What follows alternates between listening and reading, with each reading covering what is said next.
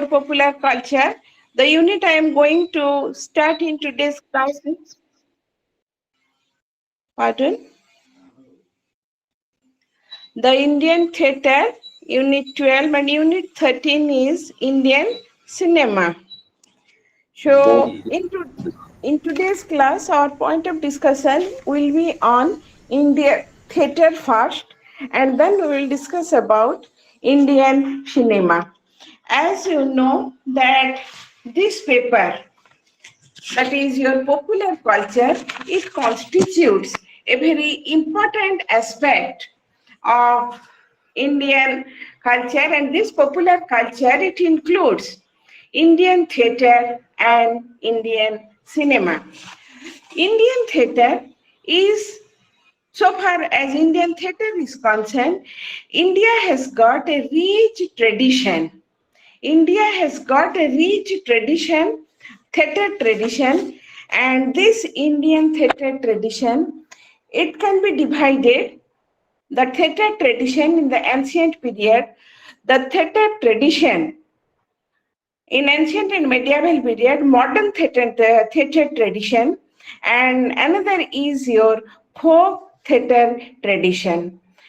So far as the ancient theatre tradition is concerned, the best source of information related to ancient theatre tradition is available from Sanskrit literature, and the book in this connection is Rig Veda.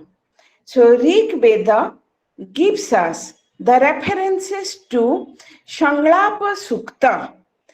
It is in Sanskrit, and the meaning of Sanglapa Sukta is your romantic verses. There you will find out a reference to dramatic literature in original form, Urvasi and Pururava. The romance of both hero and heroine, Urvasi and Pururava, find place in a number of description in Rig Veda.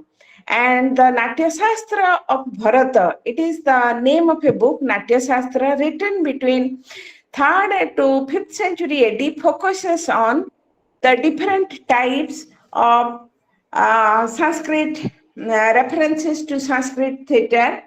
There you will find out gesture or Angika, Bachika, and Satvika. What does it mean? Angika means the movement of the actor. The movement of the actor, or the lady actor or the female actor, by the movement of different parts of the body, that is the physical gesture. Bachika is oral gesture acting through dialogues, and Swatika is your spiritual gesture.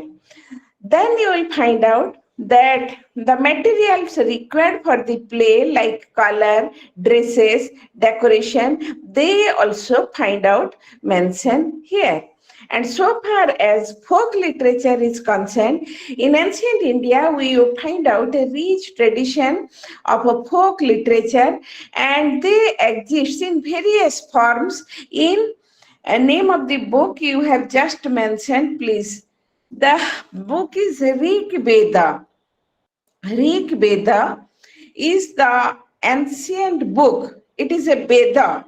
And there you will find out reference to Sanglapa Sukta.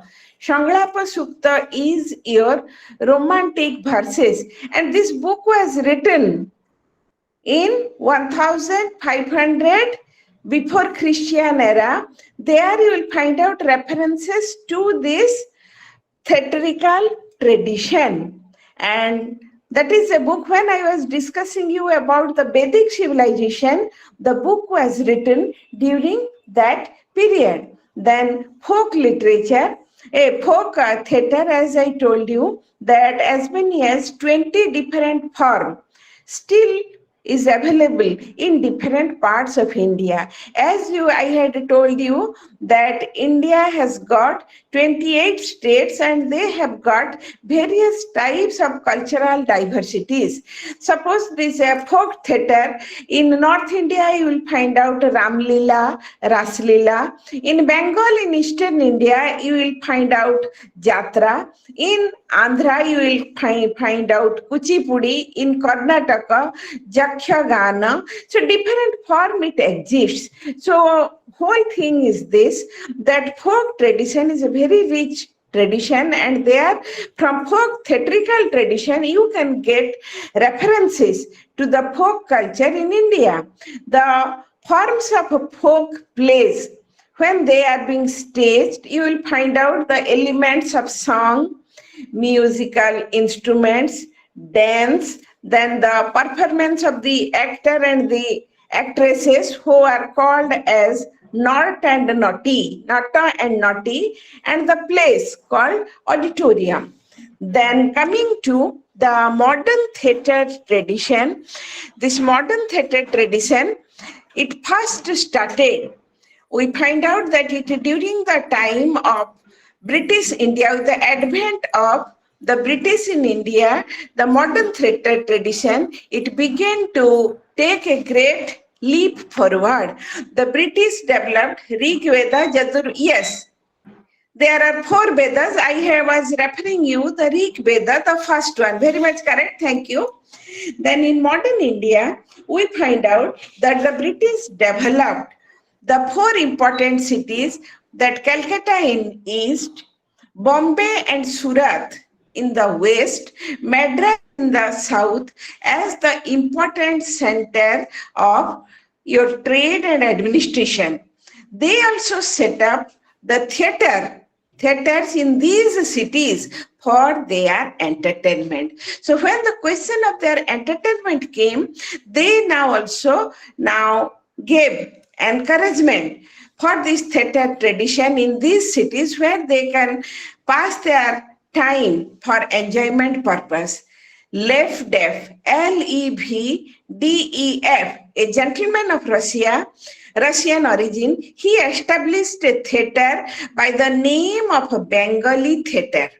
So in 1765, the year, he now started one theater, and we find out that the abridged version of a plays, different plays, they were enacted by 1765. Many rich drama lovers followed the example of Leftev and started conducting shows in their houses, lawns, and gardens. Here in this connection, when we look to the modern theatre tradition, the Parsi community in India, they now played a very pioneering role. Parsi community, I must tell you that they are originally the Zoroastrians. They are called Parsis because this religion, Zoroastrianism, it originated from Persia. As you know, the ancient Persia, it corresponds to modern Iran. And in 6th century before Christian era, the religion of Zoroastrianism, it originated in Persia. When it originated in Persia, we find out that this Persia, the religion, they are all Zoroastrians, but if now you look at Iran, it is a Muslim country. So in course of time, with the advancement of Islam, now maximum of them, they changed their religion, and very few, they migrated towards India. And you will find out the presence of this Parsi community. They are from, because their ancestors were from Persia, they were called the Parsi community. Because they were called the Parsi community, they are Zoroastrians, they are very advanced community. They are may mostly find out in modern Mumbai, in the state of Maharashtra and Gujarat. And this community, though very number is small, but they excel in industry, in your entrepreneurship, a very rich and powerful community. So the Parsi community, they now started in India, the Parsi theatrical communities, which became very, very popular. So in India, after the Europeans, it is the Parsis in India who now gave or who now took the leadership of this modern theater. And there we find out different types of plays were enacted. Getting example from the Parsis, the others, they came forward, and here we find out the historical, the mythological themes were generally adopted for the theatrical performances. Later, social and political themes were also given a place. Along with this, Indian theatre soon began incorporating elements from classical Sanskrit theatre of ancient time and the folk theatres. So the combination brought many changes in the Indian theatre system. For example, in the Parsi theatre gave tremendous importance to music, song, dance, which were the influence of traditional folk plays. The post-independence era, it is find out again by the rich tradition with the presence of different playwrights like Badal Sarkar, Shambhu Mitra, Vijay Tendulkar, then B.V. Karant, Ibrahim Alkajai, Girish Kannad, Utpal Dutt, etc., etc. The decade after 70s, after 1970s, you will find out the further development when theatre broke out from the walls of the auditorium and surfaced on the open streets and lanes.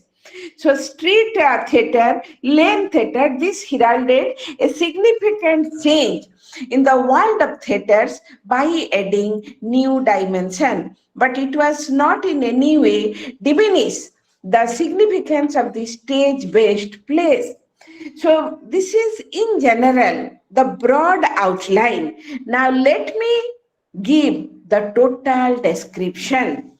So when we are going to discuss the Indian theatre tradition, so our first point of discussion in a vivid form, it will start with the Sanskrit plays.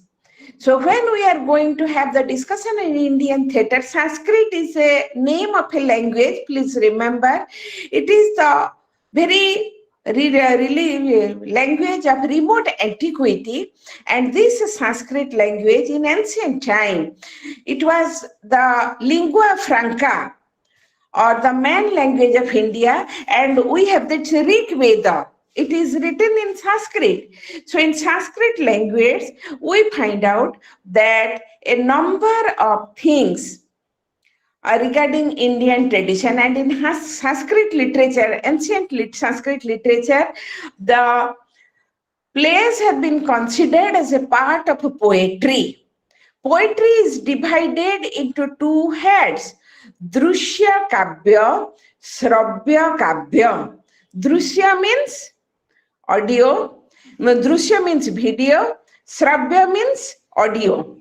So the poem, story, etc. are the example of audio poetry, and theatre is the example of video poetry. Means when you will listen to the poetry or story, you will listen, you will have the audio poetry. Then Shravya Kavya, example of Shravya when you are listening, that is your, and at the same time you are looking to the performance, this is Shravya Kavya.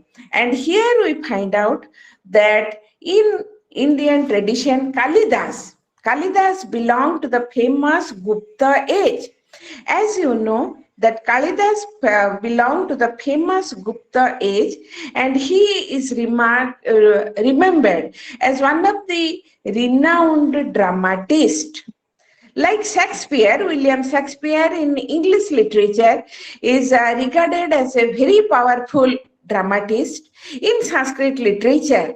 Now, we find out that Kalidas is regarded as a very powerful dramatist, and he has got different types of Sanskrit dramas. So, the ancient Indian theatre tradition, when we are going to discuss, our preference will be for Kalidas. And so far as Kalidas, I am uttering one shloka and then I will translate it into English, that Kavyeshu Natakam Ramya Tatra Asti Shakuntala Tatra Asti Chaturthankam Tatrapi Cha Shloka Chatustayam. What does it mean? Kavyeshu Natakam Ramya. Among all the literary descriptions, Natak or drama, Natak is the local word, drama occupies a very important position, drama and theatre, Tatra Asti Shakuntala. So among all these dramas, the drama by Kalidas, Shakuntala, Abhigyana Shakuntalam, then here we find out drama by Kalidasa Shakuntala. It is a very important one. There are 4 chapters, and in the 4th chapter, there are 4 shlokas which are supposed to be the best of the Shakuntala's theatrical description. What does it mean? The drama is rests on the story of heroine Shakuntala and how there was parting of Shakuntala between her lover cum husband Dusmant, and the very description, the tragic description, Kalidas has given in such a way it touches the heart of the audience. Mind it, Kalidas is a very powerful writer, not only a dramatist, but in other branches of literature, in poetry also, you will find out his description of things. And as you know, that any drama or theater, it has got 2 endings, the tragedy and the comedy. So in the tragedy and the comedy, when we are going to discuss the drama with a tragic ending, it has got a very deep impact. So it has got a very deep impact upon the audience. So we find out that Kalidasa's Shakuntala is one of the best masterpieces who belonged to approximately 5th century AD, is the most distinguished playwright. Besides his Abhigyana Shakuntalam, Malavikagnimithram, Vikrama Varshya, these are all in Sanskrit language. It presents a very rich theatrical tradition of India. Besides him, another important writer, Sanskrit literature dramatist, Bhasha. So Bhasha, belonging to 2nd and 3rd century AD, whose plays are available. Most important is Swapna Basava Dattam, and another is Sariputra Prakashanam, Duta Vakya, Duta Ghatotkacha. You will find out certain difficulties because these are names in Sanskrit. So these are the names of the dramas which are available to us in Sanskrit. Then Mricha Katika by another celebrated dramatist, Sudraka. It is a realist play, and the selection of the characters in this play seem quite contrary to the elite tradition of the Sanskrit plays.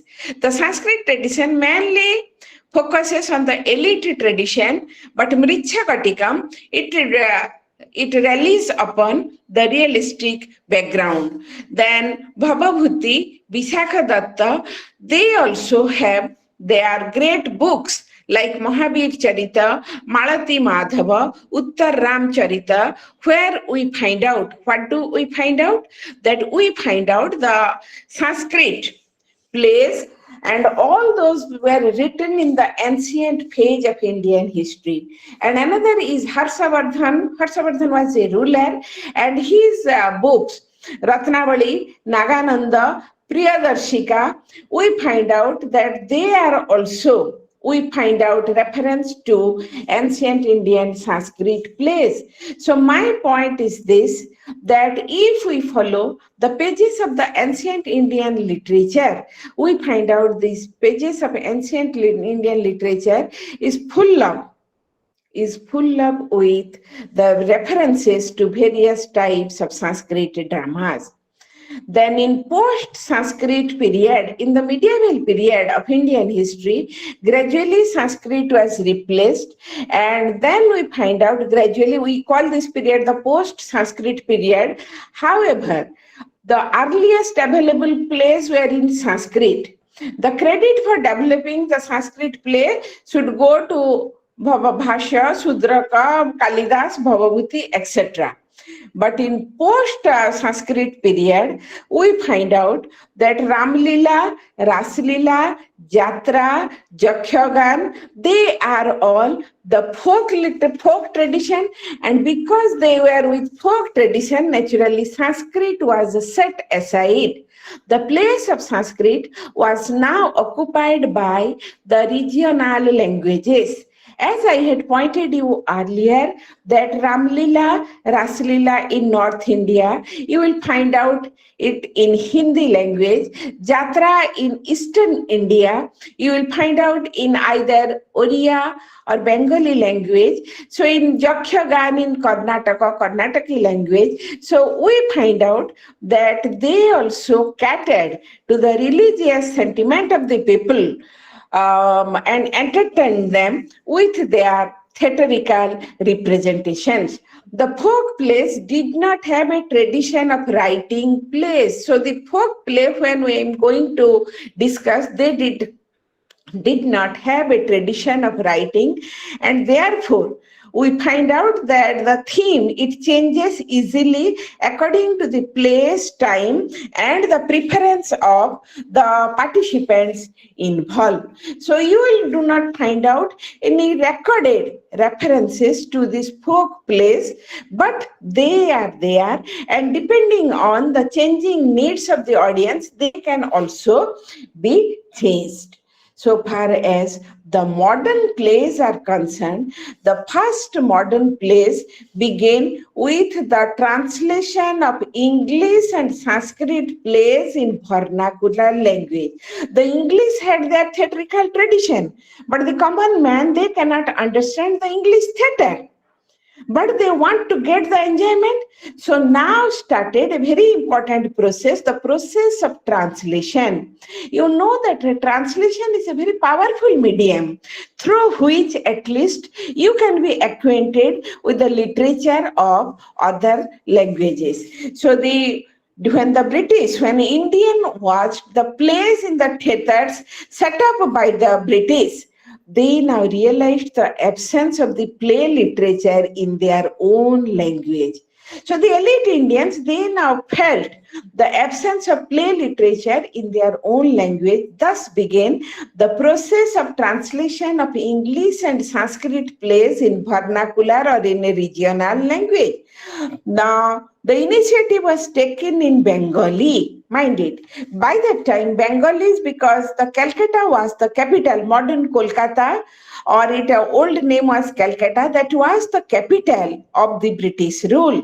In 1857, Kaliprashanna Singha, he now translated Kalidasa's Bikram Urvarsya into Bengali. Similarly, Ramayana Tarkaratna, he translated Ratnavali, Abhigyana Shakuntalam, Malati Madhava into Bengali. So the Bengali, they now took the lead by translating different Sanskrit dramas into Bengali language. Around the same time, translations were done from English and Sanskrit to Assamese, Telugu, Punjabi, Sindhi, Marathi, and Hindi.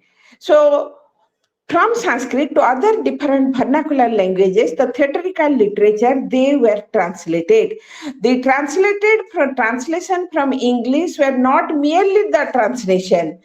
When they translated the theatrical literature from English, they now adapted to the Indian version. For example, Shakespeare's Merchant of Venice appeared in its indigenous form, Indian form as Bhanumati Chitravilas. The whole thing is this: when the English dramas they were translated to Indian languages, they were adopted. They appeared to adopt the Indian tradition in a very powerful manner. Now, here we find out that Girish Chandra Ghosh, Dijendra Lal Rai, in Bengali, they now begin to write the historical plays. So the Indian dramatists, they now came forward to compile the dramas in Indian languages. The first was Bengal. As I had pointed you earlier, that kindly go through the map of India, and that you'll see that on the eastern part of India, on the coast of Bay of Bengal, there is location of a state called West Bengal. When I am talking of Bengal, by that time Bengal was totally one Bengal. But during the time of Indian independence, Bengal was divided. The eastern part, now it survives in the name of Bangladesh. So present Bangladesh, which is a separate country, at one time it was a part of Bengal and it was separated. So eastern part being separated, the remaining part of Bengal which remained with India, it is called West Bengal. So in West Bengal, you will find out Girish Chandra Ghosh, Dijendra Lal Rai, they now wrote historical plays in Bengali language. The former tended to have their religion. Girish Chandra Ghosh now wrote more towards religion and patriotism, and Dijendra Lal Rai, he now picked up characters from the history and tried to give a theatrical shape into it. Premchand in Hindi, then K.M. Munshi, Umashankar Joshi in Gujarati. That means in various languages of India, various dramatists, they now appeared, and with their appearance, they, by their writing, they enriched the modern play or modern theatrical tradition. Now, another important thing, first, they pick up the historical characters, mythological characters, but now the nationalism, as you know, India was under foreign rule. So by the 19th and 20th century, nationalism became a very important factor. So combining nationalism with social reality, the writers, they now give to shape it in your dramatical literature. Dinabandhu Mitra, he now wrote Neel Darpan. Neel here means the indigo. There was one indigo revolt against the British rule. So indigo is blue in color, which in vernacular language is called Neel. So he now wrote Neel Darpan. So this play was an indicative of the newly emerging consciousness of nationalism. It became very popular in Bengal. Assamese play in Assam, in another state also, we find out Bimalananda Borua, Lakshmikant Bej Borua, they also tried to write the nationalistic dramas in their own place. In other literature, in Malayali literature and in other vernacular languages of India, nationalism, the theatres or the dramas based on the theme of nationalism, they now begin to appear. Now, besides this, we find out the Indian intellectuals not only wrote on a nationalistic theme, the plays on social reform. So the playwrights of this period, they attacked the social evils like caste system, child marriage, dowry system, false notions of pride and prestige, prostitution, untouchability, and other social evils in their plays. Michael Madhusudan Datta in Bengali, Bharatendu Harishchandra, Pratap Narayan Mishra, then Radhacharan Goswami, Hemchandra Borua, they were the writers who now began to write on the social reforms. And in the fourth decade of 20th century, we find out playwriting, drama writing now became more matured. This was the reflection in a certain breaking up from the old fold of idealism and moving towards realism. So the fourth decade of 20th century, now the dramas now became more and more in their realistic approach. The plays now begin to concentrate on internal conflicts, dilemmas of character, and as a matter or as a result, matters of everyday life acquired importance in the same selection of the plays. Apart from this, we find out the humanistic approach. It now began to appear. So humanistic approach also it began to appear. The post-independence play witnessed changes both in style and content of the Indian plays. The Second World War. The Second World War of 1939 continued up to 1945. The partition of India, 1947, had a profound impact on Indian society.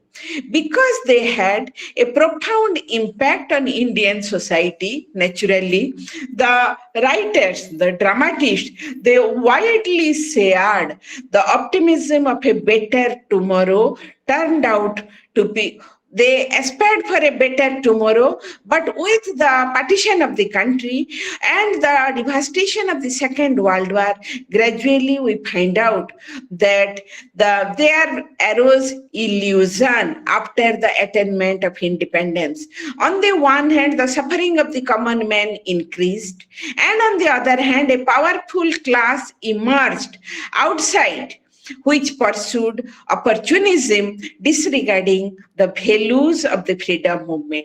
So the rapid changes in the socio-political scenario brought by science, industrialization in the society affected the value system of the people.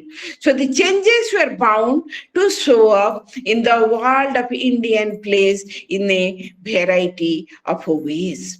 So here we find out the historical plays, the mythological plays of a pre-independence period now, which used to focus on invoking national pride. But now the plays attempted to understand and analyze history from a new angle.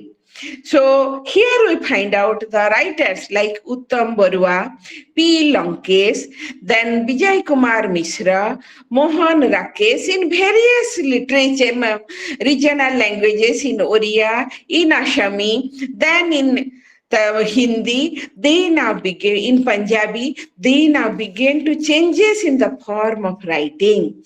So in the post-independent plays in post-independent plays, the mythological form they was used, but used to portray complex human emotion and dilemmas. So the complex human emotions of dilemmas mythological characters they were taken as the symbol, but the focus was on the complex human emotions. Now in this modern Indian theater, again I am going back in the modern Indian theater tradition. When I am going to discuss, I had already referred you to the Parsi community. So the Parsi theater, the Parsi community had migrated from Persia, as I told you earlier, and settled at the western coast of India, mainly in the state of Maharashtra and Gujarat. Essentially a trading community, the Parsis made rapid progress in trade and commerce during British period, and the Bombay presidency was the center of their activity. Bombay means the present name is Mumbai, which is regarded as the finance capital of India. If Delhi is the political capital, then Kolkata in the east is the cultural capital, and Mumbai in the west is regarded as the finance capital. Mumbai became the center of all activities. The Bombay Theatre, its previous name was Bombay. So the Bombay Theatre, as I pointed you earlier was established in 1776. The British first established or the Europeans established 1765, and from the Indian side, the first theatrical stage came into existence in 1776. Initially, in the beginning stage, there was only the enactment of English plays. But again, we find out in course of time, now the other plays besides the theater was open only to the soldiers and officers because it is English play were enacted there. So the officers of East India Company and the soldiers, they were allowed. The theater was closed for repair in 1818. It continued for some days and again it was stopped for repair, and in 1819 it opened. In the 1935, it was bought by another Parsi gentleman, Jamshedji Jijibhai, but again it was closed. In 1846, Jagannath Shankar Seth, a famous trader of Bombay, started another theatre. The name of the theatre is Grant Road Theatre, situated on the Grant Road of Mumbai. The theatre started up English plays, but it was not before long that Gujarati, Marathi, and Hindi Urdu plays began to stage here. So you see the gradual development. First, there was the performance of English plays. Then in course of time, in regional languages, Gujarati, Marathi, Hindi and Urdu plays began to be staged there. Bombay Theatre was constructed along the lines of Drury Lane Theatre of London. This dress box was surrounded by a large gallery from all sides, the DC circle. You will find out in the cinema hall there is first class, second class, third class, DC. Dress circle, dress box concept could accommodate 72 people. So proper arrangements were made for the audiences when there was the construction of this theatre. But one thing, theatre visit was very expensive. So we find out that theatre visit was expensive. Initially, the actors at the Parsi theatre were invariably the Parsis who used to advertise their plays to attract the viewers.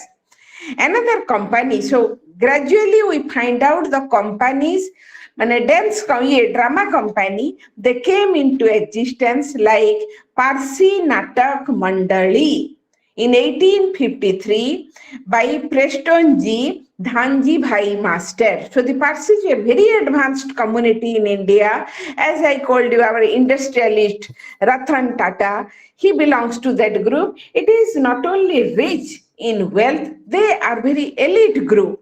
So Parsi Natak Mandali, it came into existence. It is a theatre company. Another company, Victoria Natak Mandali in 1867.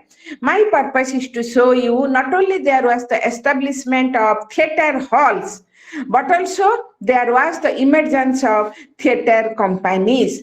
And when there was theatre companies and theatre, there were naturally the theatre halls. Increasing popularity of Parsi theatres led to a number of theatre halls.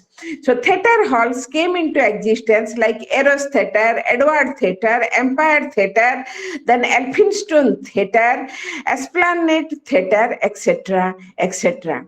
So we find out that theatre halls, previously, I told you about the Parsi theatre company, but gradually in different parts of India, there came into existence different types of theatres. So there you will find out these theatre companies. There were, besides this, there were Zoroastrian Theatrical Club, Victoria Natak Mandali, Corinthian Theatre. These are different names. So you will find out that gradually, slowly and silently, the modern theatre tradition was going to take a very, very concrete shape. After as I told you, what happened to the folk tradition? This Ram Lila, Ras Lila, Nautanki, Jakhyagan, Jatra, etc. What happened to them? After the inception of British rule, the development of modern theatre, it now got diversified. The Parsi theatre had their appeal among the lower middle class. The traditional forms of Ramlila, Raslila, Nautanki, Jakhyagan, Jatra were popular among the rural population. So, among the village population, it is important to remember that these traditional folk forms had not remained unchanged. They had also begun to change with the demands of the time. So now we find out, besides these theatrical development of theatrical performance, now in Bengal, Prasanna Kumar Thakur established in 1881 Hindu theatre, who staged Shakespeare's plays and English version of Sanskrit plays. In 1833, the house of Nabin Chandra Bose, every year 4 to 5 plays were enacted. I must tell you that 19th century in Indian system is called the period of Renaissance. So modern age began to usher in India in the 19th century, and by that time, Kolkata, it was the capital. Kolkata being the capital of India, there naturally the theatrical tradition, it took a long step forward. In 1831, Hindu theatre. In 1833, you will find out there are references that in the personal houses, rich houses, there was the examples where the theatres were staged 4 to 5 times a year, and female role. And initially, another important thing, initially you will see the female roles were done by the male artist. So initially the female roles were done by the male artist, and this was true for entire 19th century. Society was a bit conservative. So naturally, the conservative society could not think of that the females coming from they confined to the four walls of the room, they will come outside and they will have their acting on the stage. It was unthinkable. But with the march of time, this was true in 19th century. Another common tradition, the plays which were enacted, seldom they were published. They did not form any news item in the newspaper. The Bengali plays, because Bengal was by that time the capital, Calcutta, in the early stage did not much a literary value, but a new phase began in 1857, Bengali plays and theatres. It was for the first time that 4 already published Bangla plays were enacted in different theatre halls of Bengal. So Bengali plays were enacted, and here in this connection, as I told you, that the Bengalis, they now took the lead. Because they now took the lead, the people's theatre, gradually people, they now got attached to it. Dinabandhu Mitra's Neel Darpan, Bharatendu's Andher Nagari, Madhusudan Datta's, then Budi Saliker Ghare Gaan, these were began to be enacted. My point is this, that gradually, so with the march of time, Indian People's Theatre Association in 1936, Progressive Writers Association first was formed under the presidency of Prem Chand. So Premchand, he now first formed the Progressive Writers Association 1936. 7 years later, in 1943, now we find out for the first convention of Indian People Theatres Association came into existence. So IPTA was held 7 years after. With IPTA, Indian People Theatres Association, a new kind of theatre, it came into existence. So the IPTA, it is very important. In 1943, Branches of IPTA spread in different parts of the country. This encouraged the writing and screening of people-oriented plays in almost all Indian languages.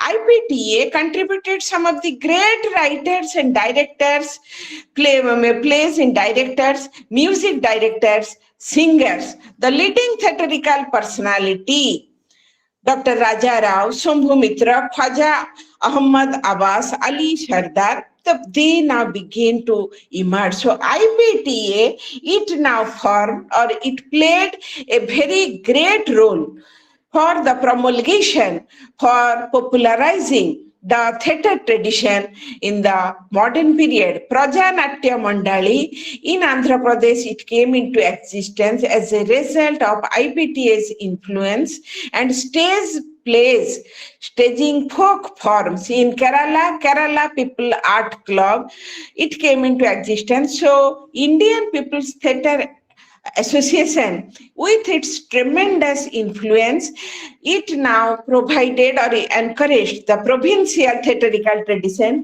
different organizations, it now came into existence. Now, the development of regional theatre in regional language, it further enriched the theatrical tradition of India. Then we find out the westernized theatrical form. So in westernized theatrical form, we find out that in westernized theatrical form, the Elizabethan theatre also influenced the Parsi theatre. It came into existence. Then the Sanskrit theatrical forms, the folk forms, you see that different theatrical forms we find out in post-independence era. So the Sanskrit theatrical forms, so the whole thing is this. The Sanskrit form has influenced the Indian theatre in two ways. First was the fact that some of the leading Sanskrit plays were translated into Indian languages and were staged. As I had pointed you earlier, the plays like Abhigyana Sakuntalam, Vikramavarshiyam, Vriksha Katikam, Swapnavasava Dattam, Mudra Rakshasam, Uttar Ramcharitam, they were staged many a times. So the people of modern period, they got the opportunity to be acquainted with the ancient theatrical tradition of India and the Western literature, European literature, they are also, the dramas were translated into the Indian languages to be staged. And most important thing is the folk form of literature. The impact of traditional folk plays on modern Indian theatre is a lot more profound compared to Sanskrit counterpart. Their influence in the field of playwriting has already been discussed. B.B. Karant, Jabbar Patel, Satish Alekar, Ratan Kumar, Bansi Haul, they are successfully staged different types of folk forms. And here we find out that this we can conclude that by saying that the traditional folk theatrical forms have kept alive the diversity and the speciality of Indian socio-cultural life. These forms have still a lot to do to Indian cinema in terms of method, convention, and tradition to be followed. Now, the last part of our discussion will be on Indian theatre, that we find out various forms, what type of an one-act play. When we look at the modern theatrical tradition, we find out that different types of one-act play. Now, another important form is one-act play is not exactly a form, but a kind of a play which has a shorter duration than a normal play. It consists of just one act. And the exact difference between the two is that between a story and a novel. So as you know, novel is a lengthy one and story is a short one. And one act play is a different form. shorter duration with and mono action, not mono action, sorry, with shortest duration. And here we find out the focus will be on any important problem. Then you will find out mono acting, action by only one single individual, mono acting. Then you find out the radio features. Plays started being presented on the radio. So radio drama, radio theatre, once it realized itself as a popular medium. Of course, now in 2023, when we are discussing about the Indian theatre tradition, as you know that in Indian theatre tradition, we find out giving to the constant of radio. By the time from 1950s to 2000, radio was very popular among the common mass. So the plays were adapted. No, it was a audio type of theatre. So people used to listen to it. But with the arrival of TV, we find out we have our serials, etc., etc. But this one-act play, mono acting, the radio dramas, they are also the other important features of Indian theatrical tradition. The whole thing is this: when we are going to make an assessment of Indian theatrical tradition, you see that Indian theatrical tradition or Indian theatre, it constitutes a very important aspect of Indian popular culture. It not popular culture, and it has got different divisions. The first is your Sanskrit theatrical tradition or ancient Indian theatrical tradition. Then comes your folk tradition. Then modern Indian theatrical tradition, post-independence era. So over the years, right from the time of the reference of Sankalpa Sukta, Sanglapa Sukta in Rig Veda till today, the Indian theatrical tradition has gone a long way.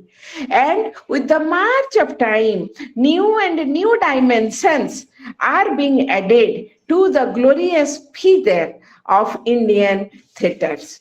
So now my point of discussion will be on the second important aspect. The second important aspect of Indian popular culture is your Indian cinema. So when we are going to discuss about Indian cinema, so India has also got a very rich tradition of Indian cinema. But one thing I must tell you, that Indian cinema is not have any ancient tradition, because when Lumberi brothers invented cinema in the last decade of 19th century, cinema came into existence in the last decade of 19th century. So it has no ancient tradition. In ancient time, the people used to, or people were very much habituated to the theatrical performance as a part of entertainment.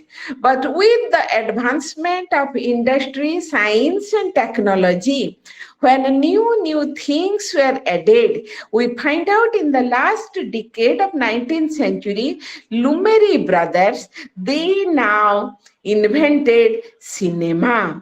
So when we find out that Lumberi brothers film show were shown in Bombay for the first time on 7th July 1896. So on 7th July 1896, the Lumberi brothers film show were shown in Bombay. Then Harishchandra Sakharam Bhatwadekar made his film in others. The Indians being influenced with cinema, gradually they began to prepare film or cinema. The honor of the making first feature film in the Indian subcontinent goes to Dhundiraj Gobind Phalke, otherwise called as Dada Saheb Phalke. So who made The first silent film in India, the name of the film was Raja Harishchandra. The year was 1913. So, dear students, you see that till today, in the name of the person who had first made the silent film, mind it, this film was a silent film. Only we'll see. There was now conversation. So the era of Indian cinema can be divided under three headings. The era of silent film, 1913 to 1931, the pre-independence talkies, 1931 to 1947, the post-independence film. 47 means India became independent from the British yoke in the year 1947 till today.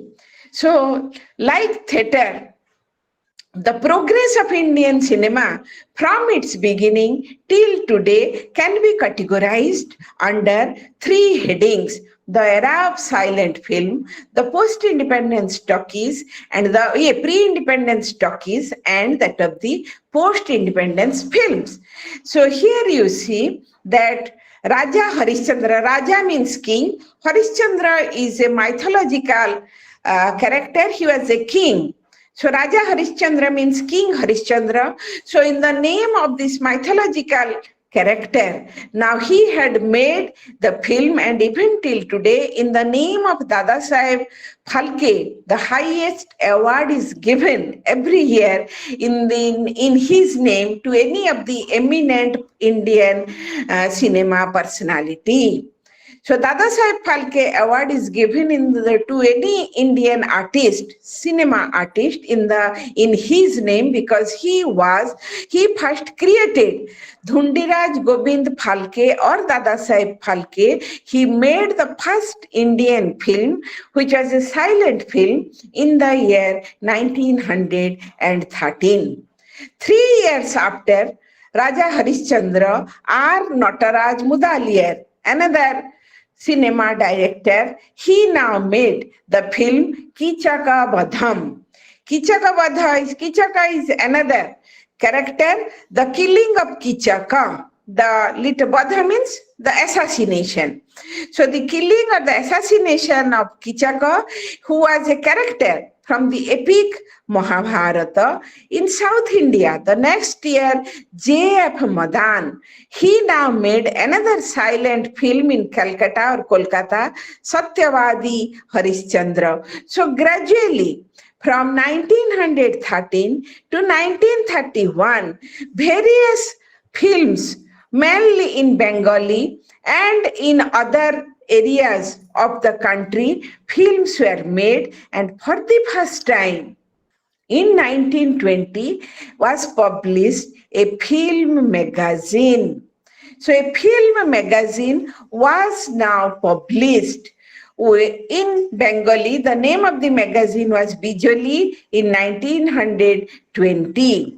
The film censor board was established in Calcutta and in Madras, modern Kolkata and Chennai, in the year 1920. So you see that gradually censor board, who will audit the film magazine, these concepts, we are very much familiar with the concept of a film magazine. It is very much available in today's world, but the very concept, it originated in the Indian context in 1920, and the film censor board, how films are made. Therefore, film censor board, they were also appeared in Mumbai and Kolkata, and with foreign collaboration, another film, Nal and Damayanti, two characters, was made in Italian collaboration in 1920. This was the first Indian film made on foreign collaboration. The theme of silent films were invariably religious and mythological, and sometimes social. So far as the theme of these silent films, as I told you, the period was from 1913 to 1931. So there we find out it was mainly on social and mythological, sometimes social, but mainly religious and mythological. So here we find out that this was a new trend. The people, they were not accustomed to cinema. So the films which were shown, people gradually began to get themselves attracted towards this film tradition, cinema tradition. Then we come to the pre-independence talkies. Talkies, you know, where the films are showed. Foreign talkie film had been screened in India before the Indian talkies appeared. These films inspired Ardeshir M. Irani. Ardeshir M. Irani to make first Indian sound film talkies Alam Ara. So Alam Ara was the previous films what I referred you earlier, they were silent films. But this Indian sound feature film, where you can listen to the sound. In the silent films, you will only see the picture, no sound. But the sound feature film in India, it appeared Alam Ara, and the film was in Hindi, had a 12 songs. So the film was made in Hindi. It had got 12 songs, and it was from here that songs and music became an integral part of Indian cinema. We can't think all these things that without your music and song, but they were not there in the earlier page. It was only we find out that Ardeshir M. Irani, he now made the first sound feature film, Alomara. The year 1931 witnessed the making of 23 talkies, of which there were 23 in Bengali, 23 in Hindi, 4 in Bengali, 1 in Tamil. So we find out gradually the sound feature film, it now began to appear. 1931 to we find out 28 talkies from 1947. In 1947, if we make a general assessment, a total of 280 films were screened in as many as 15 languages all over the country. So of these, 33 were Bengali, 11 in Gujarati, and 183 in Hindi, and 5 in Kannada, 6 in Marathi, 3 in Odia, 29 in Tamil, 6 in Telugu. These are the different Indian languages where the films were now made. The tradition of realistic and melodramatic cinema ran parallel to each other. Some cinema you will find out very melodramatic representation, and other you will find out very realistic representation. But the dividing line between the two was not so clear, and gradually we find out when the new era of cinema after independence, it now became more and more realistic in character. Today's films are known for their heroes and heroines, but in the films of 1930s and 40s were known for their production companies. So now we see the film, who is the hero, who is the heroine, and we attach importance to them. But earlier, but the films of 1930s and 1940s were known for their production companies, Bombay Talkies, Prabhat Films, New Theatres, Filmistans were some of the famous film companies. And here we find out in South India, the AVM company, the Gemini Pictures were established, and in Mumbai, although Mumbai was the center of filmmaking, then Kolkata, Chennai, Pune were also the important places. Though Mumbai was the center of filmmaking, the others were Calcutta, Madras, Pune were also important places for such activity. So my point is this, that gradually the tradition of cinema, it improved. During the pre-Indian period, Indian cinema did not directly contribute to the struggle for freedom, because if they will make any freedom topic or make any film on the struggle for freedom, they will be censored. But the idea of freedom continued to be expressed indirectly through religious and historical cinemas. Often such films had to face bans and censorship. The second major contribution of cinema during this period was in the field of social reform.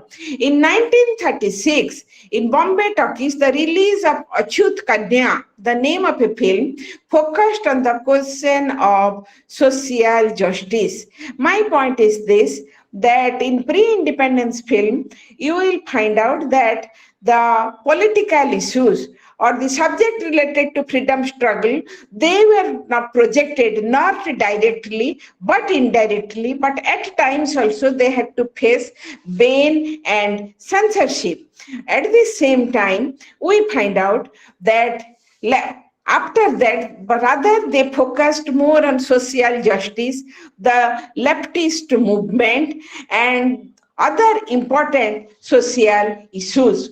All of them were artistic attempts in portraying the existing social contradictions in a realistic manner. And the main filmmakers of a pre-independence era was your V. Santaram, Nitin Bose, P.C. Borua, Dhiren Ganguly, Himanshu Roy, Sorab Modi, Chetan Anand, Mehboob Khan, K. Subramanya, Khwaja Ahmad Abbas. As I told you, that Indian cinema tradition, cinema in general, it started from the last part of the 19th century. So its history, maybe Indian cinema or maybe the cinema of any other place, because cinema started in the 19th century, tradition is not very long. But coming to the Indian tradition, the tradition began to take a concrete shape, the era of silent movies. Then we find out the pre-independence talkies, the era of silent films, that is from 1913 to 1931, pre-independence talkies, 1931 to 1947, then post-independence film, that is from 1947 till the date. So now when we are combining the Indian cinema, you see that in the modern post-independence cinema, we find out that post-independence cinema is very much multifarious. It has got various types of expression in various forms. I told you the name of certain pre-independence filmmakers. But if we look to the early post-independence filmmakers, Satyajit Ray, Bimal Roy, Ritvish Ghatak, Guru Dutt, Rishikesh Mukherjee, Raja Paranjape, L.V. Prasad, K. Balchandar, Raj Kapoor, Rajendra Singh Bedi, Mrinal Sen, then Anant Mane, they are some of the leading filmmakers of a post-independence period. Many of these film of the period were acknowledged and have received award both nationally and internationally. In 1955, Pather Panchali, then in 1964, Charulata by Satyajit Ray. So these are some award-winning pictures. 1962, Ganga Jamuna. 1958, Mother India. 1960, Mowgli Azam. So Prem Nazir in Malayalam. So these are some of the, even today, classical films. Even till today, they are seen by the audience with same enthusiasm, even if they were written in the early parts of Indian cinema era. Now we find out they have retained the same interest in the mind of the audience. Hope, faith, optimism, you will find out the important features which reign supreme in Indian society, and people in the past 2 decades of a post-independence era, they now were very much hopeful about the future of India, faith on India's freedom, optimism. So accordingly, we find out of Sukh Aire, that gone are those days, now happiness has come, Mother India, then Beta Re, Beti or Bhaiya, these type of films, they were very much popular. So we find out that in the first 2 decades of independence, 47 to 57, 67, we find out optimistic films. From 1970s, the deteriorating social condition, the deteriorating social situation motivated people into collective popular political action. The popular urge for social action found its violence in new cinema. It was called the new cinema or the parallel cinema. As you are aware, a tradition of realistic cinema had already existed, but now it became very significant trend and created a space for experiment. So here we find out the corporation, National Film Financing Corporation. The cinema was made possible by contribution from National Film Financing Corporation and the financial assistance from the state governments. The new cinemas were of two kinds, the experimental cinema on the one hand and the committed cinema. Shyam Bengal, Adarer Gopal, Gautam Ghosh, Gobind Nihalni, they were the important directors of the period. So the second category of cinema was essentially an expression of social protest. Indian cinema in this phase was immensely benefited by the entry of the actor, director, and technician trained from the Film Institute of Pune. So by this time in Pune, the Film Institute had come into existence, which trained the technicians, the directors, and the actors. Bhuvan Som and Usha Roti, Uski Roti, Sanskar, Ankur, Maya Miriga, Akrosh are some of the important films of the period. The new cinema or this trend of new cinema did not flourish long and had somewhat a premature end by 1920s. The popular cinema also began to change its complexion. The romance of 1960s gave way to sex and violence, but it should be admitted that the number of influence of socially relevant films, although on decline, but had not been disappeared altogether.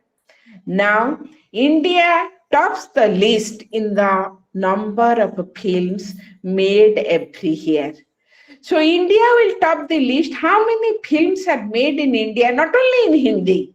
If we take into account the films made in different languages of India, India tops the list in the number of films made every year. Approximately 800 films in about 25 languages. They are made every year, and in the last 8 decades, Indian cinema has made about 25,000 films in about 50 languages. It did took at the same point the expansion of television might send the cinema. People thought, or it was the idea that with the expansion of television, the cinema culture might go to oblivion. But on the contrary, the number of films has increased with the television boom. And we find out that even if television has become a part of entertainment of Indian life, of modern man's life, but cinema has retained its popularity, which is no less. The maximum number of films in India are made in Hindi, Tamil, Telugu, and Malayalam. These are the four main languages in which films are made. Apart from that, Karnataka, Bengal, Maharashtra, Gujarat, Orissa, and Assam, they have the long tradition of good film making. India has around 13,000 cinema halls catering to the population of 900 million people. Of these, 800 are permanent cinema halls. They entertain a total of 15 million movie goers every week. More than half of the cinema halls are located in the four states of South India, where Hindi states, for seven Hindi states put together have only 2,400 cinema halls. The single state of Andhra Pradesh has more than 200, 2,600 cinema halls than all the Hindi states put together. The cinema, this shows, I gave you these statistics to show you the immense popularity of cinema among the Indian folk. So that's why it is treated as a part of a popular culture because of its popularity, that the people are very much attracted towards this tradition, Indian cinema. It is a very popular tradition. We have more than 4 million laboratories and same amount of studios, 13 billion in the form of cinema halls. So this type of money is being spent. According to an estimate, approximately 7 billion rupees are spent, have been invested in making of the films, 4 billion in the distribution network, 13 billion in the form of cinema hall, 400 million in the laboratories, and the same amount in the recording studios. A total of 3 billion rupees are invested every year in movie making, and the expenditure on average film comes to more than 10 million rupees. So this statistical analysis, what idea you get, that Indian cinema has now attained the status of an industry. So the Indian cinema has attained the status of an industry, and government receives 11 million rupees annually as tax from the sale of the tickets. In the year 1988 and 89, the total income of the film industry was to the tune of 6.5 billion, and today, at the present context, if you will look, two cinemas have become extremely popular both nationally and internationally, Gadar 2 and Jawan. And Jawan has the income of more than 1,000 crores. If we make an estimate of the income, it is more than 1,000 crore, both nationally and internationally. National Film Development Corporation, it is another important organization. We find out that it is which controls the development of the Indian cinema. Now, the whole thing is, what is the role of cinema, especially when we come to the role of Hindi cinema. Hindi cinemas are very much popular in the country, tries to express the forms of pan-Indianism. Pan-Indianism means an all-India outlook. Popular cinema, they are not becomes contextual and credible by establishing reality on the one hand, and on the other hand, they infuses a pan-Indian outlook. When we look at the Indian cinema, as I told you, that it has attained the status of an industry. The image of a hero, we find out in the post-independence era, the cinemas which were made, they have got the image, the post-independence era, we find out the image of a hero. So the image of a hero and the heroes, they were almost worshipped. They were so much popular among the audience circle that in Hindi, your Raj Kapoor, Guru Dutt, Dilip Kumar, Ashok Kumar, and in Tamil, M.G. Ramchandran, Shivaji Ganeshan, N.T. Ramarao. So we find out that the hero concept, it now became a very important one in the 1970s cinema.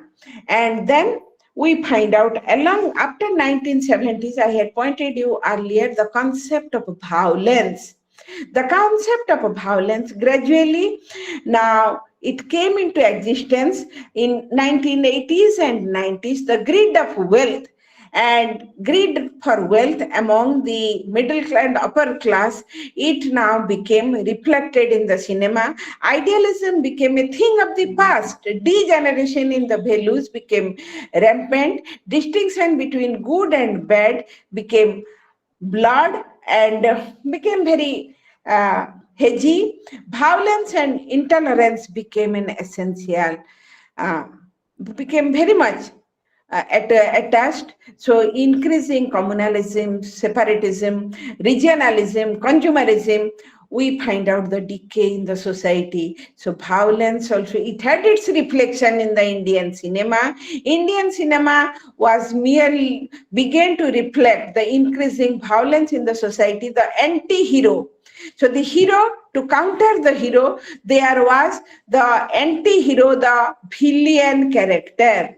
The distinction between the hero and the anti-hero, we find out that at cases, in some cases also the villain, they began to get prominence in the place of hero.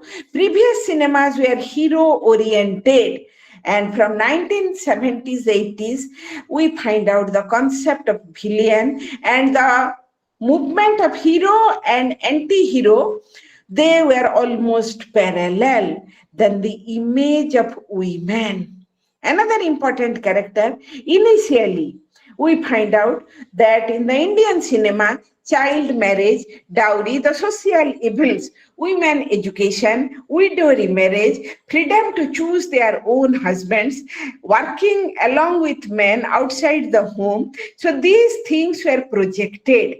But gradually, now we find out that, then we find out first was on reforms, then the Indian cinema contributed to the romance. So the romance character, the fidelity, motherhood, it was glorified. An ideal woman was a devoted wife, a loving mother who would make sacrifice for the family. So these things, they were projected. And then gradually this image, it was set aside in the westernized manner. So the traditional image of Indian women were replaced by the modern concept. And here we find out Debika Rani, Durga Khote, Nargis, Meena Kumari, Nutan, Wahida Raman, Smita Patil. They were there in the romance and informative stage. And now when we come or have a look towards the Indian cinema, we find out that women are also playing a very powerful role. Some cinemas are there which are women oriented. So the character centers around the woman and the hero is sidetracked. Heroine oriented cinema we come across. And in some places, the progressive role of Indian women, they are also being projected. Their role in science and technology, their role in various parts of life, they are also getting their in administration, in politics, in diplomacy, they are also getting prominence. You see that when a cinema is shown, a cinema is accompanied with music. So in silent cinema, the cinema halls were used to keep an orchestra. In 1913, when the silent cinema was shown in the cinema hall used to keep an orchestra in front of the screen facing the audience. The orchestra would provide the viewer an outline of the story and the background music along with the scene. That was the thing, because in a silent cinema, when there is no voice, how the audience will understand or have an idea about the cinema?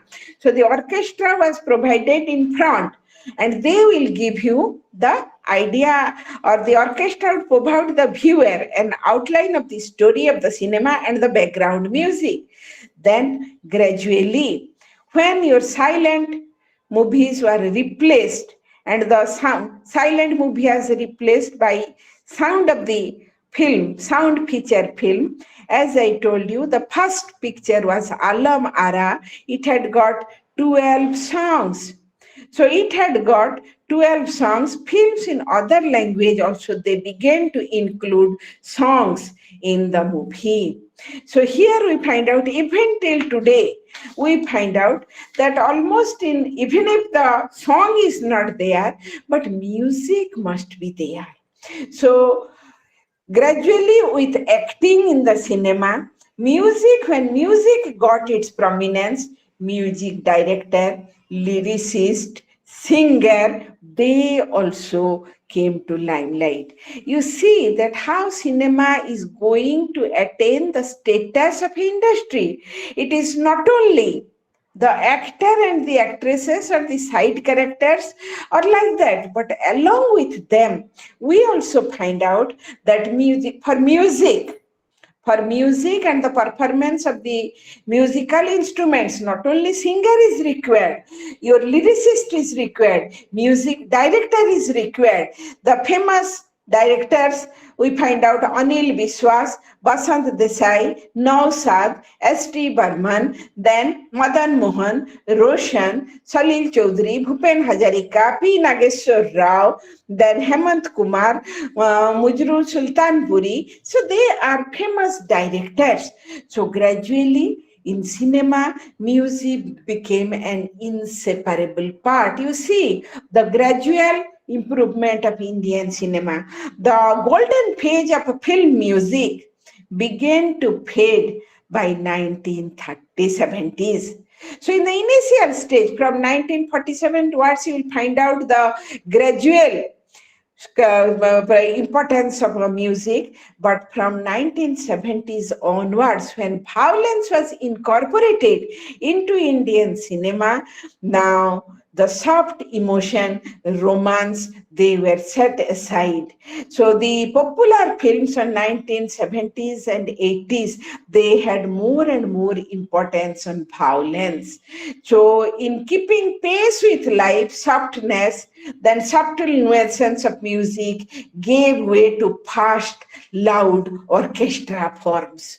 So music was there, but it was not soft, refined, heart-touching, romantic music. It was very hard music, loud music, fast music. So we find out in the musical performance also, the type of musical performance, it began to change.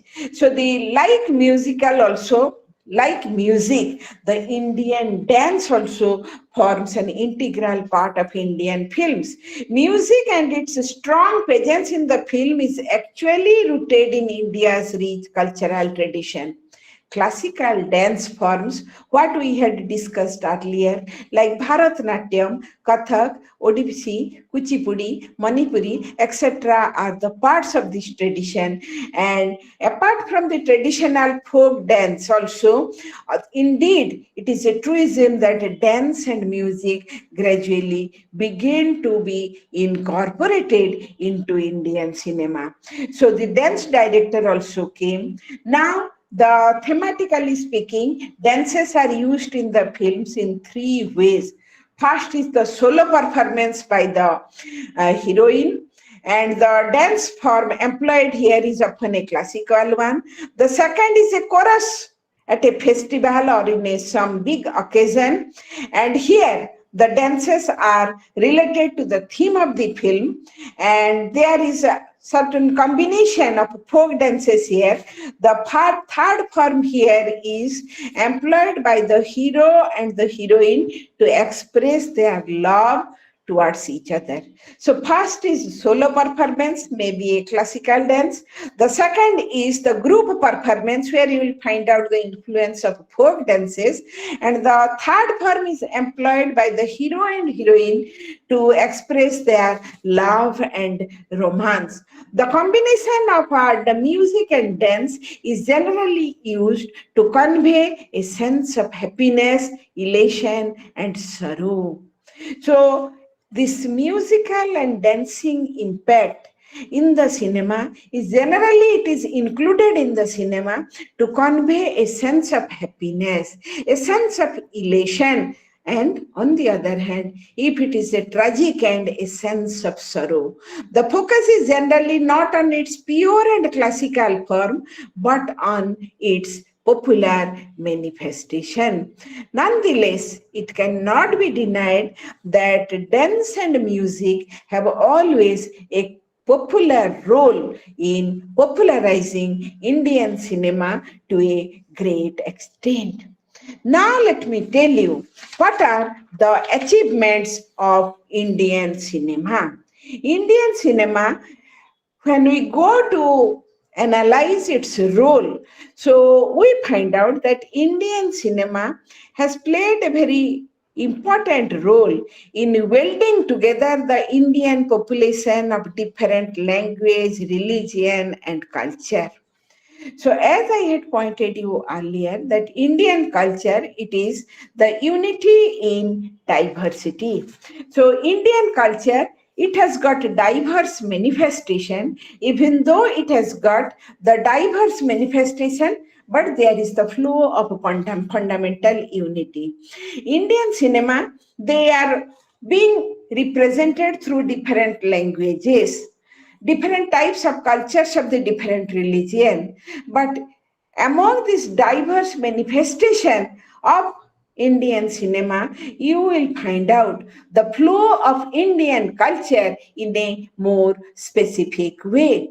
And as I told you earlier, that the maximum Hindi, among all the cinemas, the Hindi cinemas are being produced in greatest number, and these Hindi cinemas from Himalaya up to Cape Comorin, Himalaya in the north up to Cape Comorin in the south, and from Bay of Bengal in the east to the Arabian Sea in the west, that the Indian culture, the flow of Indian culture which is there, it tries to preserve it. So cinema to a great extent, it tries to preserve the composite Indian culture. So Indian cinema has always espoused love and goodwill among the Hindus, Muslims, Sikhs, and Christians. And even while upholding religious faith, Indian cinema has always condemned religious bigotry and communal animosity. So you must mark another thing. As I had told you earlier, it is a multi-religious country. The cinema tries to respect the religious sentiment of the people belonging to different religions, and they always condemn religious bigotry and communal enmity. Themes in popular cinema have been replete with inter-religious friendship, particularly between the Hindus and the Muslims. So this has resulted in both non-Hindus and Hindu and non-Hindu actor becoming the idol of the cinema lover. If you will look towards the cinema scenario of India, you will find out here the Muslim actors, they are more popular than the Hindu actors in the present day context. Shahrukh Khan, then your Salman Khan, Amir Khan, they are very popular in comparison to the Hindus belonging to the Sikh religion or Hindu religion. So here the cinema lovers, they, irrespective, they never take into account the religion of the actor. They take into account the performance, the capacity, the potentiality of the actor, and this is a very good trend. In ancient, the beginning page, you will find out Dilip Kumar. Actually, he's a Muslim actor, Yusuf Khan. So Meena Kumari, she is a very powerful Muslim actress. They were Wahida Rahman. This year, Dada Saheb Phalke Award winner is a Muslim actress, Wahida Rahman. So if you will look to the history of Indian cinema, you will find out that the Muslim actors and actresses are more accepted, more popular. So here the cinema lovers, they do not make any difference. So from Dilip Kumar or Yusuf Khan to Shahrukh Khan, from music director Nausad to A.R. Rahman, from actress like Nargis to Sabna Azmi, and to the lyricist Sahib Ludhianvi to Kaifi Azmi, we find out that the cinema personalities are never counted for their religion. The cinema lovers, they now give them position for their contribution. So the contribution of cinema, the importance of this contribution of Indian cinema in providing ideals cutting across the culture and the religion should be, it is very important. It should not be underestimated. Rather, it should be praised, it should be appreciated in high terms. Another contribution of Indian cinema, you will find out the selection of the theme. You will find out very beautiful themes, the harmonious themes and historic themes, the religious themes with modern interpretation has gone a long way, taking Indian cinema to a great extent. Otherwise, when TV, your Netflix culture, they are becoming more and more popular in Indian cinema arena, we find out that Indian cinema has not lost, Indian cinema has never lost its importance. As I told you, that cinema has attained the status of an industry. Because it has attained the status of an industry and it is a high growing industry, it is growing every day. Lots of people, not only the cinema lovers, it provides employment to a very larger section of the people who are attached with this industry. And as I told you, that it is a part of Indian culture, and so far as it's tourist, what is its relevance to a student of tourism? What is Indian cinema and Indian theatre? They have their relation in promoting tourism. Yes, they have a great role. So when a tourist will come to India, as you people I had pointed you earlier, whenever you are coming to India for your tourism purpose, your idea about Indian culture, Indian history will take you a long leap forward to capture a very bright view of the Indian society. When you are acquainted with Indian cinema, Indian theatrical tradition, and if the tourist so likes that I had seen it, suppose Mughal Azam. Mughal Azam is a picture on the Mughal rule in India, especially the rule of Akbar and Jahangir. And you will find out the mention of historical places. The subject matter is related to history.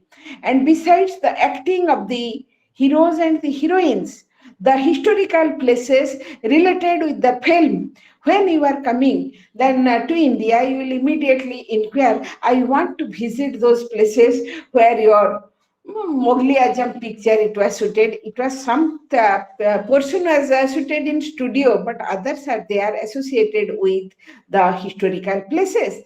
So for tourism point of view, if we want to make an assessment, we find out that tourism has got a very important attachment towards our cinema and theater. As I told you, while we are discussing about the fine arts, that dance, music and painting, that different fairs and festivals are being organized to attract the tourists on Indian dance festival, music festival. Similarly, in those to attract the tourists, the Indian cinema, the places related with Indian cinema, suppose the picture Indian Sholay.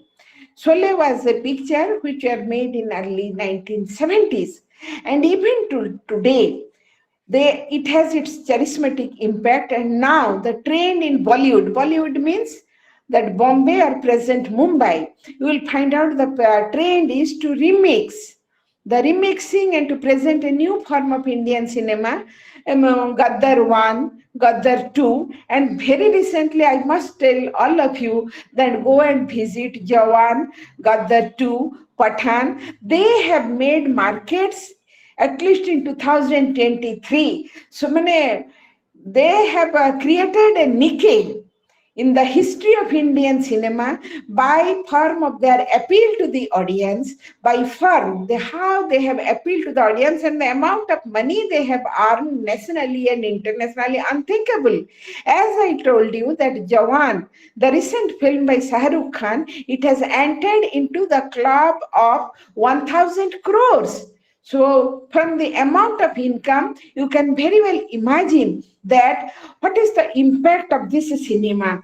As I told you again, the hero of the cinema is not a Hindu, but the hero of the cinema is a Muslim, and it shows the Indian cinema lovers. They always extend their hearty welcome to those actors. Don't they never take into account their religion, their performance, their way of a presentation, their how they appeal to the audience mind.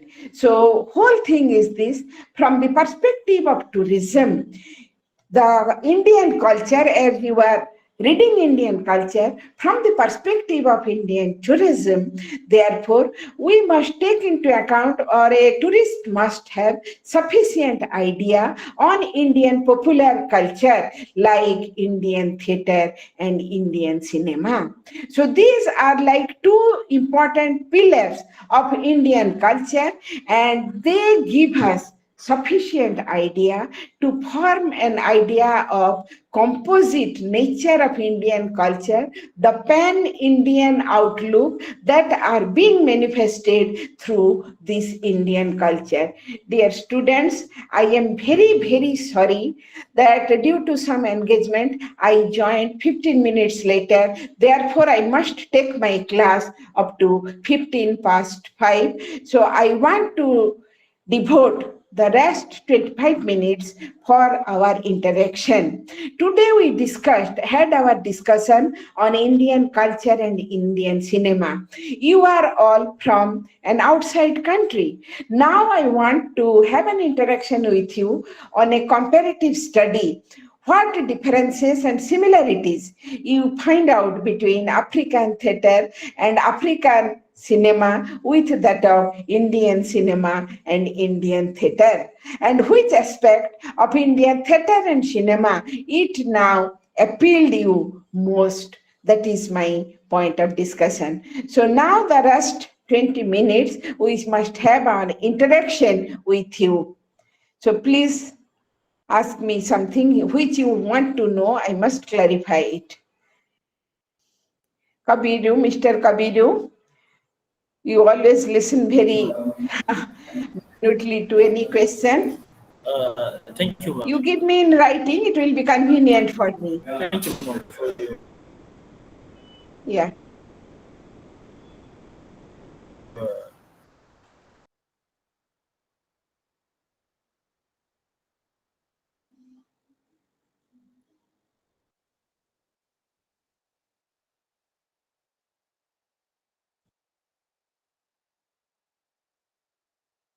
Yes.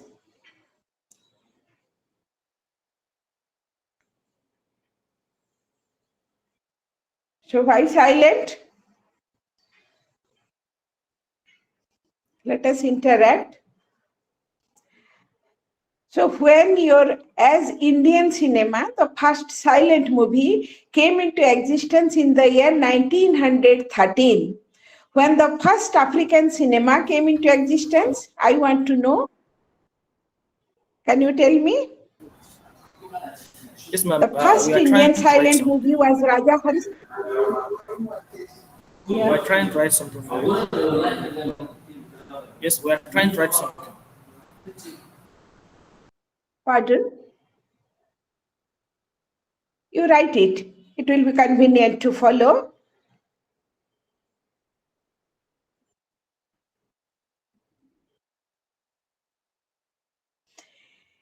Anyhow, the popular culture, this being the block 4, we covered the unit 12 and 13.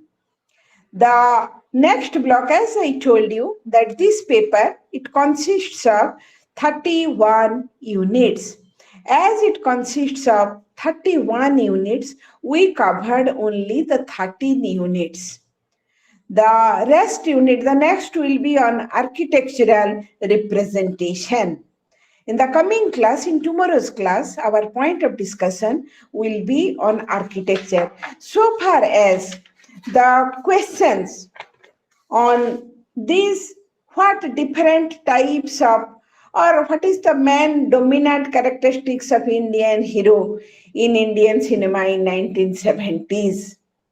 If I told you by that time the concept of villain or anti-hero was not there.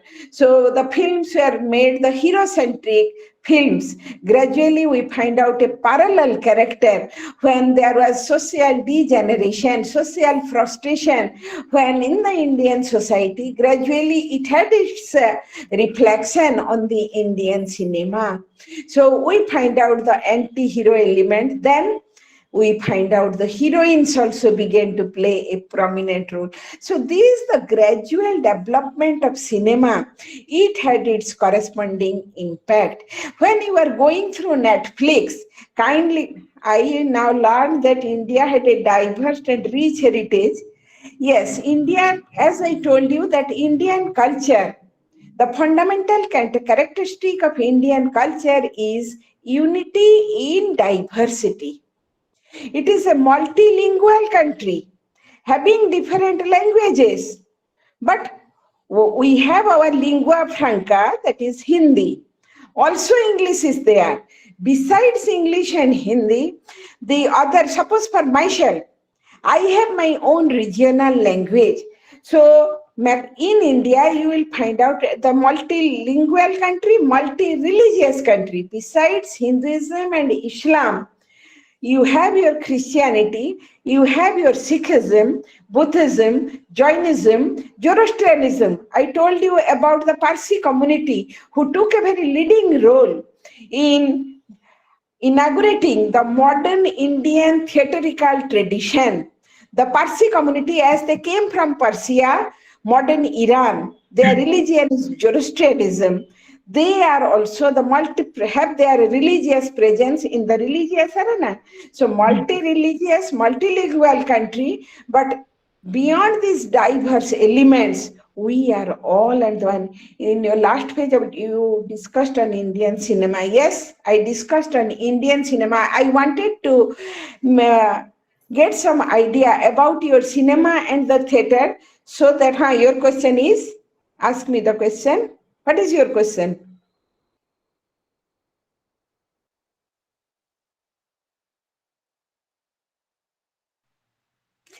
So we find out From you from get my in own part, writing. ma'am, Pardon?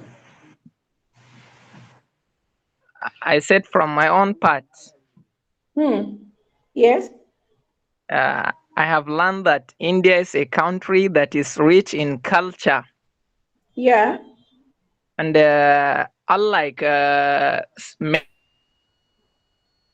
it is a You like? country that, yes, it is unlike India has valued theater and cinema. Honestly, What? many countries in Africa, they don't value this and this theater great important, and they are helping. Yes. You see, India is a country with a rich history. We have behind us a very rich history of 5,000 years back, as I told you, Harappan culture. Another student asked me a question in the present day context. What is the position of Indian cinema? Especially the Indian cinema, as I told you, the people of South India, they are very much fond of cinemas. Indians in general, they are cinema lovers, and especially from South, they love cinema much more. So when we place Indian cinema in the global scenario, we find out that Indian cinema in the global scenario, its position is very high in the sense, so far as you will find out in the list of Oscar award winning, you will find out the presence of some 2 to 3 Indian cinemas. This time there was a picture, Kashmir Files. That Kashmir Files cinema, it had been to Oscar selection committee. So every year, 2 to 3 Indian cinemas, they get their place in the Oscar selection committee. So to get a place in the Oscar selection committee is itself a very big thing, and few documentaries, few cinemas, some cinema from their musical representation and some cinemas for their approach documentary, they have also received award. So international award for the Indian cinema is it's not a very new thing. My point is this, that when we are going to discuss about the Indian cinema tradition, it is a very rich tradition. And as I told you that I had given you the statistics that how many number of cinemas almost are being made in India every year in different regional languages along with Hindi. How many halls are there? How many people they are fond of cinema? So we have our statistics, and the statistics shows a very big proportion of a population, they like cinema. And so far as the theatrical tradition is concerned, it is equally popular. Theatrical tradition, like cinema tradition, it is equally popular in India, and we find out that even in today, yes, I do remember in the previous class, a student has asked me, what is the cinema relation of cinema and theater with with journalism? So with journalism and tourism, you know, it has its importance. And a journalist, when he or she is going to portray any article on your cultural aspect, so far as your theater and cinema is concerned, definitely he cannot complete the topic without making references to Indian cinema, Indian theater. They are music directors, they are actors, the cinema directors, the theme of the theme of the cinema and the theater, all these are of very high standard. A man is known from the company he keeps. A country is known from the culture it maintains. So India is known for its culture. And in that cultural scenario, the two major limbs are our cinema and that of the theater. And out of the cinema and the theater, till today, Indian cinemas are very, very popular all over the world. And theatrical performance, you know, the Indian troops are being invited internationally to different countries to show their theatrical performance. So this speaks of the popularity of Indian cinema, theater and cinema in the outside level or in the global level. So in the global context, when the world is reduced to the status of a global village, so in the modern global village of 2023, the position of Indian theatre, most of the cinemas are located, no. Among them, most of the cinema halls are in almost all the states, and most of the cinema halls you will find out in South India. Pardon? You will find out cinema halls, but the South Indians, they are very much fond of cinema. Maximum of cinema halls are in South India, means in Andhra, in Karnataka, Tamil Nadu, etc. But in other states, your cinema halls are there. And cinema, as I told you, that cinema has attained the status of an industry. It is a growing industry.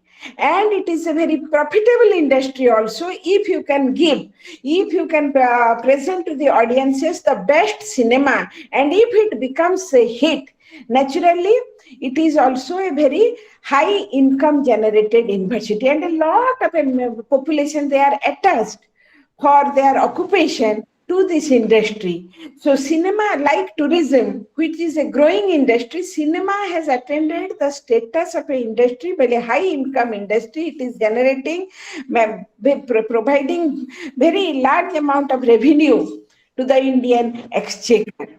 And so when a journalist, we have our cinema journalists also, the journalists who are specialized in cinema journalism, and exclusively they write on these Indian cinemas, their way of presentation, their way of criticism, their way of analysis, perception, interpretation of Indian cinema is of so high standard that you can get a very good picture, a clear-cut picture of the present Indian scenario. So, cinema analysts, cinema journalists, cinema magazines, these are all the manifestation of Indian cinema in the elite circle.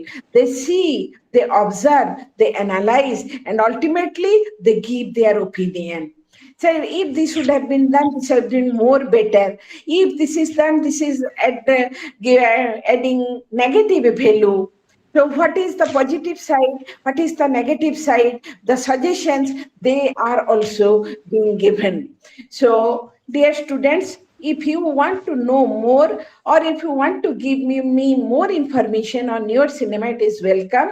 Otherwise, as I told you, you kindly excuse me due to some diversion. I could not be in time. But your cinema halls owned and many. Oh, you see, cinema halls generally they are private cinema halls. One asked me the question whether your cinema halls are government managed or private. There are two active cinema industry in Nigeria, which is Nollywood. Yes, very nerd. Nigeria, in Kenya. Very good things that we have our private cinema halls. We have our private cinema halls, and government auditoriums are there. Government auditoriums are there. So a journalist who wants to excel in cinema journalism can also make his career. And if he will be in the tourist profession, also this type of attachment to, or your relation with cinema and theater will enrich your tourism perspective. Dear students, I think I have managed the class to the fullest possible extent, and in tomorrow's class, we shall have discussion on block 5, that is on architecture, and it consists of 4 units. Unit 14, 15, 16, and 17. So unlike today's class, which had only 2 units, the coming class, it will consist of 4 units. So another major important points of Indian culture was the Indian architecture. So Indian architecture, we will have, and architecture means it is a place of tourist importance. It is a place of tourist importance.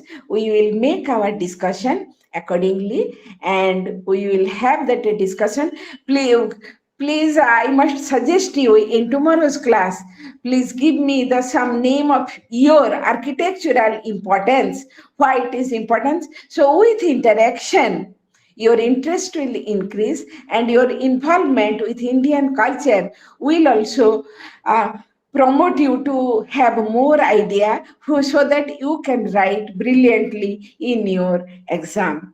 So this much for this class. Or will you ask me any question?